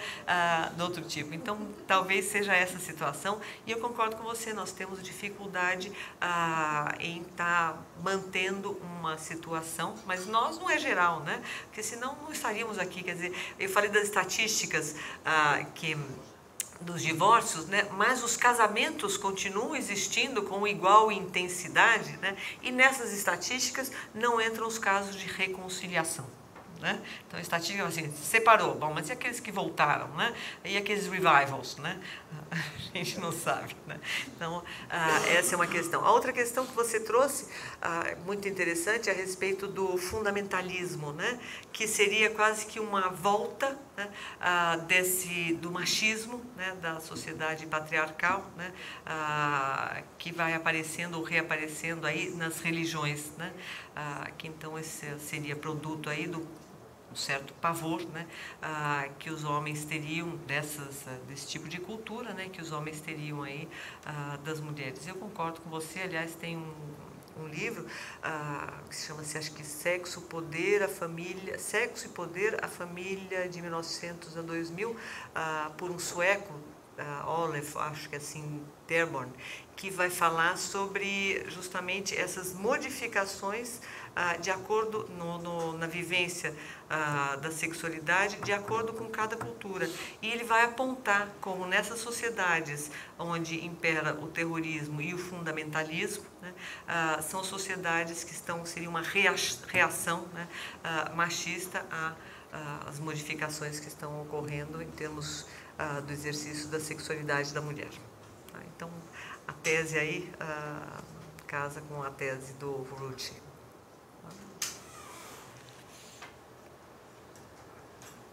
Olha, embora eu esteja amando esse assunto, mas vou perguntar de um outro setor. Primeiro, parabenizar a Gisele, que eu amei a palestra, achei muito rica. Você é uma pessoa muito... que passa muita coisa boa para a gente. Então, eu acho que, primeiro, muito obrigada por estar aqui, independente, né, de qualquer coisa. Como educadora e como toda a minha formação acadêmica, até o doutoramento, eu estudei educação, eu gostaria de fazer uma pergunta a ti. É o seguinte, diante desse contexto, como você vê as crianças de hoje? Que tipo de adulto elas vão ser? Porque, a princípio, elas serão adultos que terão mais escolhas, que serão mais equilibrados, ou não necessariamente. Como que você vê? Porque eu também, como mãe de uma de 13 e uma de 7 anos, eu vejo a postura e a diferença entre as duas também, e observo. Então, eu vejo assim, uma criança muito, sabe, chamando atenção para muitos aspectos, que você vê que a turminha, o grupo, está mais atento. As crianças, elas estão muito atentas, sempre foram atentas ao que os adultos fizeram, mas hoje elas estão muito antenadas, né? Usando o vocabulário delas. Então, eu queria que você pudesse falar um pouquinho como que você vê essas... Hoje, que são as crianças que estão na primeira infância, pré-adolescência, como que você está vendo? Porque acredito que tem muitos pais, muitos avós. Então, como que você está vendo que estão nascendo aqui da gente, que está vivendo tudo isso? Como que é essa projeção? Como, na sua visão? Obrigada. Obrigada pela pergunta e os elogios, mas bom, eu acho que é difícil fazermos previsões, né? Por isso eu brinquei, bom, a gente pode ser otimista, né? A gente pode ser pessimista. O que não dá é para a gente dizer, antigamente é que era bom e agora é que está ruim, né? Eu acho que nós temos aprendido muito com essa geração, né? Na época que eu tinha 30 anos, quer dizer, a gente abria a boca, começava a poder falar aos 30 anos. Né? Tinha toda aquela situação muito hierarquizada, né? E que não se podia falar de hiperrespeito, de autoritarismo, né? Hoje em dia a gente vê esta juventude com um poder e uma capacidade de argumentação e uma possibilidade também das vivências afetivas que eu acho que é fascinante. Né? Ao mesmo tempo, a gente vê também a necessidade ou uma opacidade em relação aos papéis de pai, de mãe, das funções maternas e paternas, né? E os pais um pouco perdidos, né? E quase que uma inversão, né? Como se os filhos passassem a ensinar muita coisa aos pais e os pais perdidos, né? Isso é algo para a gente estar questionando. Não deixando de aprender com eles, né, quando eles se dispõem a nos ensinar, sobretudo computação, né? A gente vai pensar, quando eles precisam ter paciência, a gente tem paciência, né? Daí a gente, então, porque foi uma geração criada, gente, a mente funciona um pouco diferente, né? Com controle remoto, né? Ninguém mais lê manual, né? Felizmente, porque a gente também lia e não entendia.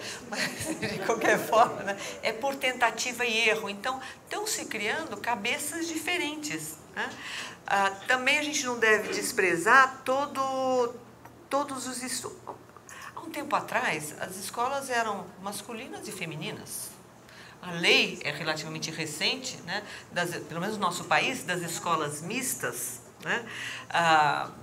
Por outro lado, também se criou quase que aí a gente tem o exemplo dos Estados Unidos, né, uma ojeriza da sexualidade, né? Na escola a gente teve o caso, né, do processar da criança porque beijou o amiguinho, quer dizer, são N revoluções aí. Agora, de qualquer forma, eu acho que por mais que nós evoluamos, né, há algumas qualidades ou características que parece que se mantêm constantes, porém são diferenças quantitativas, né, e não só qualitativas. Então, as meninas apresentam uma maior capacidade verbal, né? Os meninos apresentam uma maior capacidade espacial, matemática, os homens se impõem mais pela força, né? É uma questão física, né? As mulheres procuram se impor mais pelo discurso, né? Então, essas diferenças, hoje em dia, nós podemos apreciá-las e, quiçá, valorizá-las, né? Agora, como é que vai ser esta geração, né? A gente não pode dizer, né? Uma coisa a gente pode dizer, que a psicanálise não tem a capacidade de prever, né?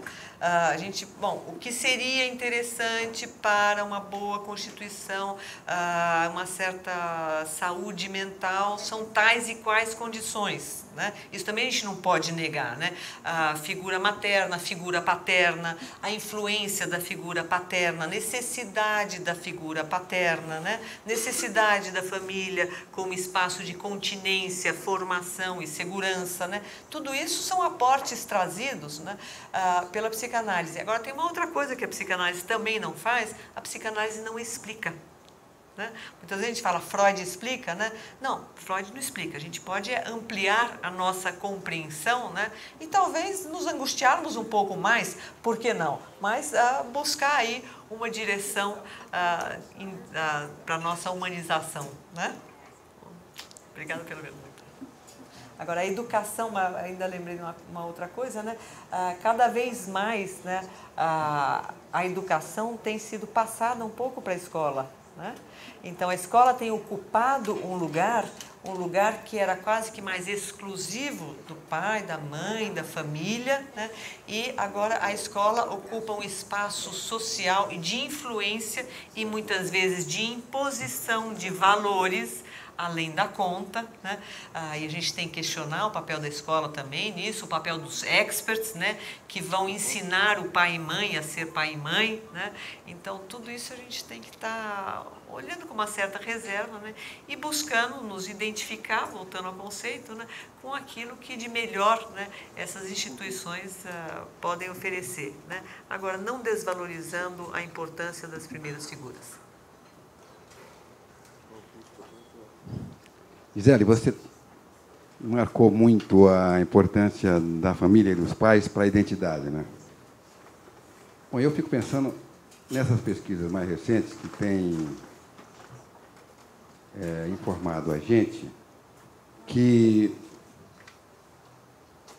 na periferia, ou entre os grupos mais pobres, a questão dos pais está muito complicada, porque você tem pais... Na verdade, você tem muito poucos pais, né, dentro da família, né? E eu acabei de ver uma pesquisa que nós fizemos, é impressionante que em alguns bairros de Campinas, você tem as mães com os filhos. Eu fiquei muito impressionado com isso, tenho falado muito. Então, nesse caso, como também as mães estão trabalhando e chegam muito tarde em casa, quer dizer, a identidade seguramente não está sendo construída primordialmente pela importância do pai e da mãe. O que aqui está construindo a identidade desses meninos, desses adolescentes mais pobres? Obrigada pela excelente pergunta que dá oportunidade, né, de nós apontarmos, né, a importância também do Estado, né, no cuidado às famílias. Nós devemos ver que no nosso país, né, grande parte do esgarçamento do tecido social é dado pela falta de condições econômicas. Diz que a família é base da sociedade, célula máter da sociedade, mas o Estado também precisa dar condições, né, para que esta família possa existir. E o que se sabe, né, é que a falta da figura paterna, né, a falta de um pai que exerça esta função de propiciar que a mãe possa cuidar desses filhos e que realmente o tempo de cuidado que a mulher despende, do cuidado com o filho, vai fazer uma diferença na sua identidade, vai fazer diferença. Tanto é que nos países escandinavos, as licenças maternidade e paternidade, né, vão de 2 a 5 anos. Na França, 2 a 5 anos, gente. Né? Na França, né, há inclusive o pagamento de por mais tempo, me parece que são 2 anos, para que as mães possam cuidar dos filhos. Por quê? Porque se observou, né, uma correlação muito alta, né, de alguns desvios, como o uso de drogas, como violência, né, nessas situações em que não havia essa continência da família. Então, a tua questão, né, num país como o nosso, em que boa parte, eu não saberia a estatística correta, mas boa parte dos lares são chefiados por mulheres, porque há um esgarçamento aí do tecido social por falta de condições econômicas, isso traz consequências. A gente tem filmes como Central do Brasil, né, na busca do pai, que não nos deixam mentir. Agora, e aí a tua pergunta, né, da onde é que vem, né, da onde estão tirando os modelos, né? Os modelos estão vindo da mídia, né? Os modelos estão vindo também das outras organizações paralelas, de poder paralelo, né, como se fossem famílias, né, não então aí da escola, né, mas de gangues, né, que vão exercendo este papel de família, só que com valores distorcidos, né? Então, eu acho que essa tua colocação aí é fundamental e que faz com que nós assumamos, né, não só esse espaço público de discussão das nossas angústias, né, mas também o nosso espaço de responsabilidade social, né? De estar pensando essas questões, e enquanto psicanalistas, eu acho que saímos dos consultórios, felizmente, né, para também estar ocupando o espaço de discussão social, para colocar não a previsão, né, não a bola de cristal, não a explicação, mas o alerta, sim, de que até onde nós sabemos, né, tais e quais condições são importantes, né, às vezes essenciais, como eu falei da questão do hospitalismo, para a constituição do ser humano na melhor das suas potencialidades e para que ele tenha também a possibilidade de realizar escolhas. E aí esta população a gente pode imaginar que tem muito menos possibilidade de realizar escolhas.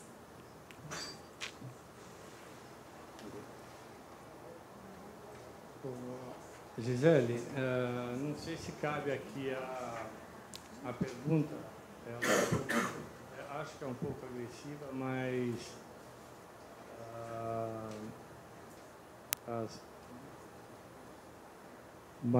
você acha que as mulheres ganharam espaço também,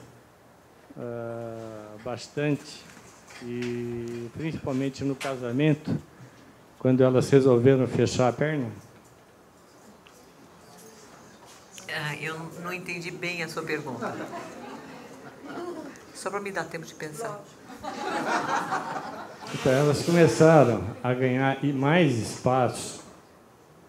Você está falando da questão da troca, né, do exercício do poder, né, isso, através da sexualidade. Né? Serem mais respeitadas. Mas eu acho que isso, desde que o mundo é mundo, né, existe esse tipo de troca, né, ou de exercício do poder, né? Quando se percebe a necessidade do outro, quando se percebe o desejo do outro e, sobretudo, também a maneira diferente de realização do desejo.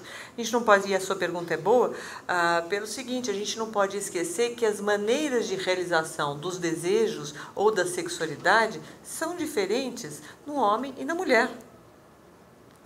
Então, uma das formas do exercício de poder, né, é um pouco em relação a recebo ou não recebo, acolho ou não acolho. Né? E do outro lado, aí temos, muitas vezes, lamentavelmente, né, o não entendimento desse tipo de jogo, né, e aí o exercício da força. Né, que é o caso da violência contra as mulheres, que não poupa classe social, não poupa cultura. Né? Eu falei que um dos índices de desenvolvimento de uma sociedade estava muito ligado aos direitos que tinham as mulheres, né? Só que a violência contra a mulher, ela não poupa culturas. Então, mesmo na Escandinávia, né, ela é altíssima. Né? Então, se você, eu vou fazer uma pergunta, talvez seja um pouco agressiva, né? E eu pensei, bom, mas a agressividade e o amor fazem sempre parte, né, dos nossos relacionamentos. Só que muitas vezes essa agressividade sobe ao primeiro plano, se tornando violência que impede o exercício realmente de uma ligação, no sentido da sexualidade, no sentido de uma ligação, né, uma ligação humana que junte, então, tanto a ternura quanto a sensualidade. Então, sim, são formas diferentes. Né?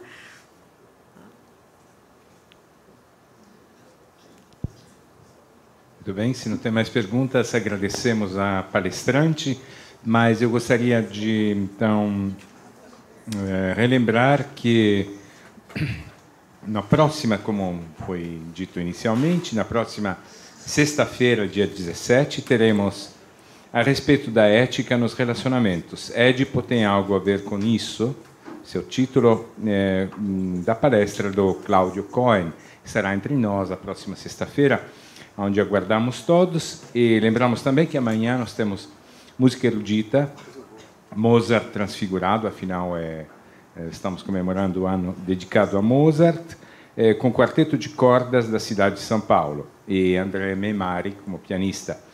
Portanto, gostaria de concluir com uma bela salva de palmas para a nossa palestrante.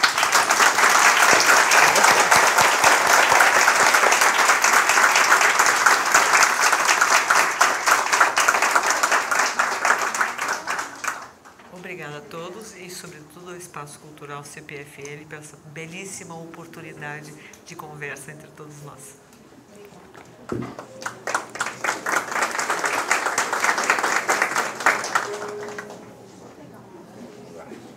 Muito bom, viu? Poxa, falei. Nada mesmo, nossa, a senhora falou sobre tudo. Falei mais que a boca, Fia. Parabéns.